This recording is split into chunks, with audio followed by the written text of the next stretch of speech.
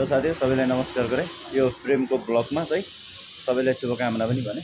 म चाहिँ यहाँ दाउन्नेमा खाना खाँदै अब यताबाट आउँदै थिएँ है। दाउन्नेमा खाना खान लाग्छु यो सिद्धार्थ होटलमा है। हाम्रो यो खाना खाने ठाउँ यही हो आउने अवस्थामा। यहाँ चाहिँ सिद्धार्थ होटलमा खाना खाएर अब एकछिनमा हामी अब धेरै टाइम त लाग्दैन, अब खाना खान्छौँ अनि निक्लिन्छौँ। यो चाहिँ सिद्धार्थ बाटोमै भ्यू पर्छ है। यस्तो अवस्थामा छ, खाना खाएर एकछिनमा निक्लिन्छौँ। साथीहरू तपाईँको हालको के छ, बाटोको अवस्थामा जे पर्नेछ म देखाउने भन्ने प्रयासमा छु है।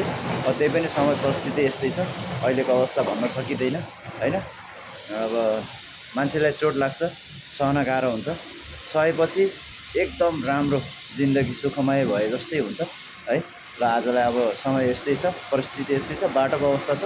म अब सकभर म घरतिर पुग्यो भने तपाईँहरूलाई केही अब नयाँ नेक्स्ट भिडियोमा केही सन्देशहरू ल्याउनेछु। अहिले चाहिँ बाटोको अवस्था मैले देखाउँदैछु है। हस्,